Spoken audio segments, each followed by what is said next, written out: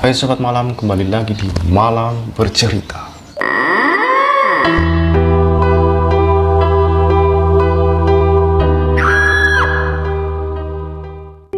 Jadi kemarin saya sudah searching tweet-tweet yang pernah viral di Twitter. Kira-kira ada 5-6 kisah di situ. Ya, saya akan ceritakan salah satu dari kisah-kisah tersebut. Kisah ini berjudul Mall Penuh Hantu yang ditulis oleh Mas DJ. This is a story. Jadi cerita ini berawal dari 1 tahun yang lalu, di mana pada hari Kamis malam si Mas DJ ini baru pulang dari kantor menuju kosannya. Setelah ia sampai kos, di situ ada Pak Kos yang sedang menonton televisi. Singkat cerita, si Pak Kos ini tahu kalau si DJ ini bisa melihat hal-hal seperti itu. Nah, Pak Kos ini pernah dengar kalau si DJ pernah teriak-teriak di malam hari, dan ia pun sering didatangi oleh penunggu tetangga depan sana.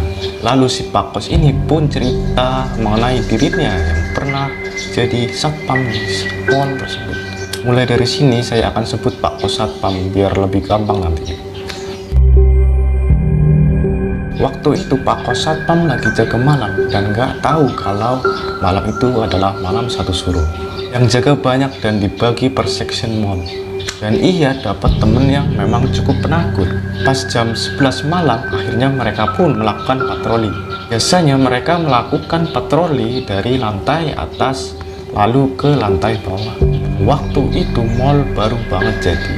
Pak Kos Satpam ini dan temannya mulai melakukan patroli dari lantai 5. Di sana berjalan normal-normal saja, tidak ada gangguan sedikit.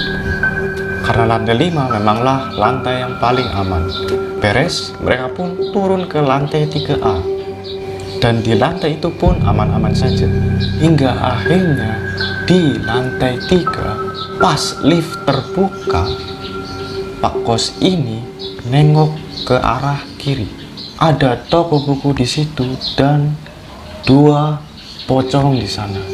Mereka berdiri tegap di samping sin toko buku itu, tak bergerak. Pak Kos Satpam ini terdiam, tapi temannya tetap berjalan ke arah mereka.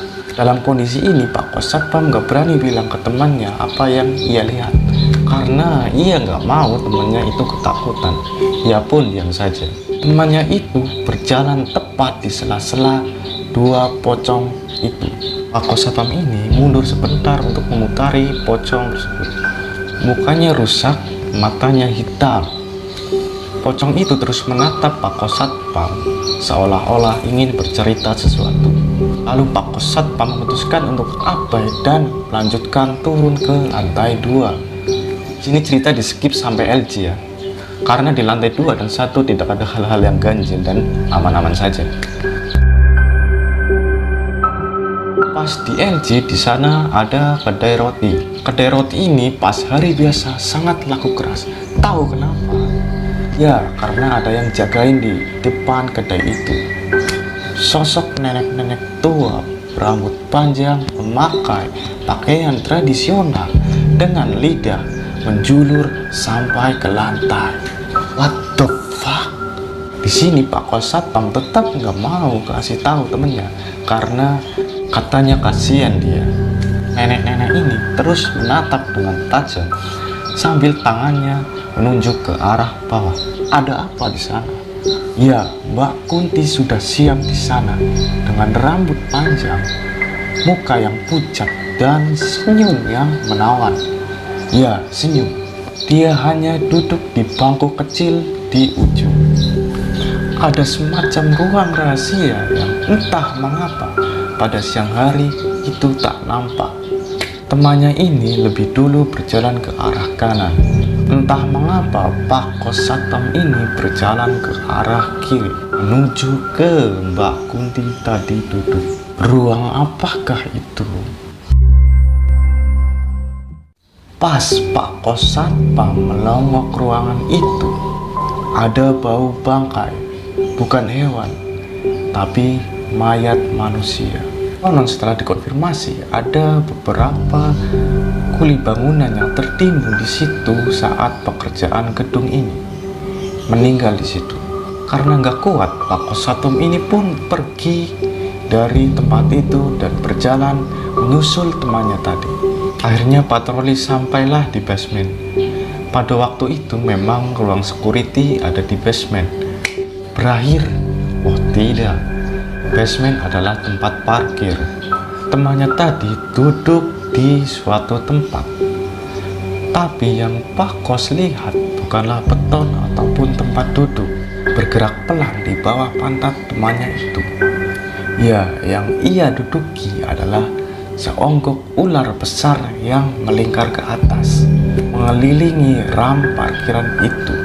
Kepalanya ada di lantai 3 parkiran. Besar, sangat besar. Menurut informasi orang dalam, memang itu adalah penunggu gedung tersebut. Buktinya saat gedung sebelah kebanjiran, ajaibnya gedung ini tidak sama sekali. Sampai di situ Pak Kosatam ini menarik temannya untuk berdiri dengan alasan tempat itu kotor. Patroli selesai, Pak Kosatpam dan temannya kembali ke posko. Jam 2 pagi Pak Kosatpam ini pergi ke gedung sebelah.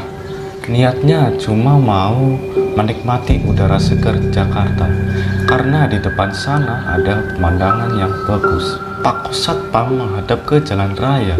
Ia pun mengambil HP dan merekam pemandangan itu. Pada satu titik, ada yang lewat di depan layar HP Pak Kosatpam ini. Makhluk ini mengelilingi jalan hingga pada akhirnya ada kereta kencana yang datang dari sisi utara, kemudian hilang ke arah gedung yang baru saja ia patroli tadi. Pak Kosatpam terdiam, dan ia pun teringat dengan legenda tentang gedung ini. Ia pun paham siapa makhluk itu dan mengapa ada kereta kencana.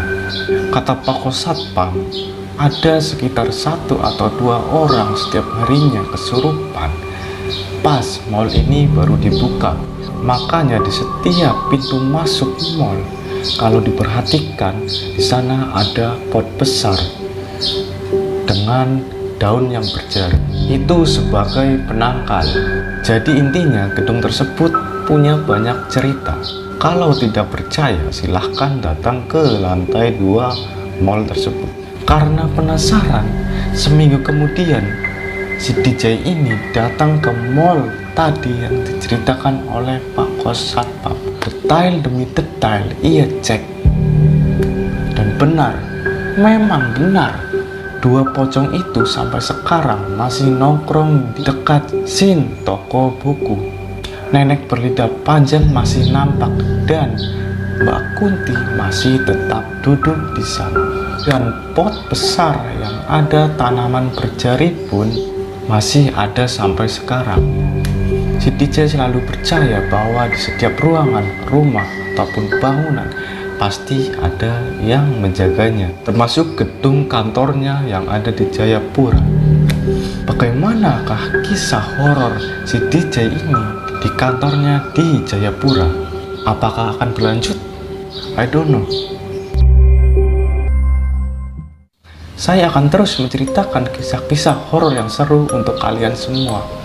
Oleh karena itu, ikuti terus channel ini dan selamat malam.